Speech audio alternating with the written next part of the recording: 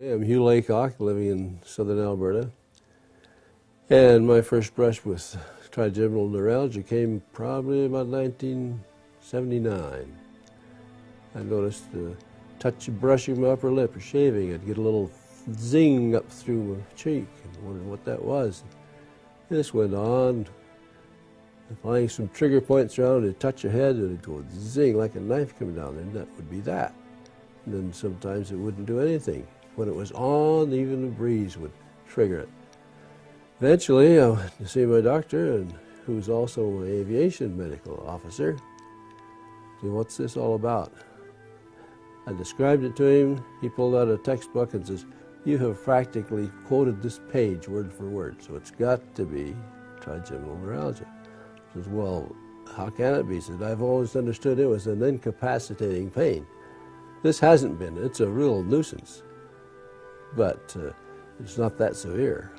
Well, he called in their clinic internist who confirmed that's what it must be. So he looked up the medicine and stuff. He said, "Oh, if you took this medication for it, I wouldn't want you flying, because that'd be worse than the disease." "Okay, I'll keep what I've got, thank you." So this went on, and by 1983, I met with a neurosurgeon in Orem, Utah. And he confirmed the diagnosis. He said, "It's atypical, but that's what it is. You have 3 options, or 4. I can go in there with an electric needle and destroy the pain fiber. Or we can drill a hole behind your ear and do this vascular decompression, put some Teflon around the nerve to protect it. We think it's caused by an artery impinging on that nerve and irritating it to the point where it does damage. Or certain medications we can give you, but they're pretty rough. Normal painkillers don't touch it at all. So it had to be something pretty severe. Or you can do what you do now, nothing." "Well, thank you, I think that's what I'll stay with, because I know what that is." Well, it would come and go, sometimes in October and maybe again in February for a week or 2 or 3, maybe off and on, and then disappear for a few months. So it wasn't too bad to live with. Along about 2000, at Christmas time. This originally was the top 2 branches of that nerve, but then 2000 I got this jab through the lower jaw, which was a real jolt, just like holding onto a hot spark plug wire, which I have accidentally done. And that was rough, so now I know what the incapacitating type pain is. But it was off and on and off and on. Then about a year ago last fall, it started hitting again. Not the terrible pain, but it was that lower one that was really an inconvenience. It was quite painful. And it was off and on all through the winter.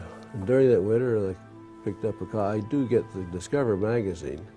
And here is an article about this EMPowerplus from True Hope. And the reasons why they developed it and what it was doing for brains.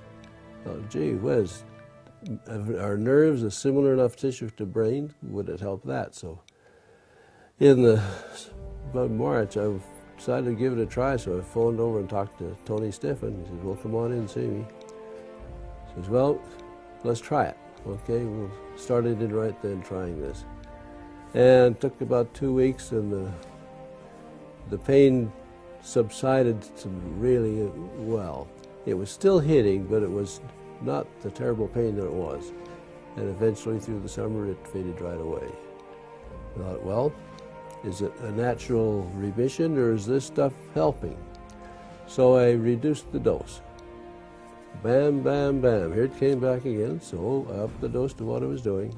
Pain went away, stayed away. I was taking it regularly. And I tried this a time or 2 again. Same results. When I reduced the dose, here comes the pain back. Not as bad, but it was there. It was jabbing away. So I had to stay right with it, and I've been happy that I have, because it's given me the relief without a bunch of side effects.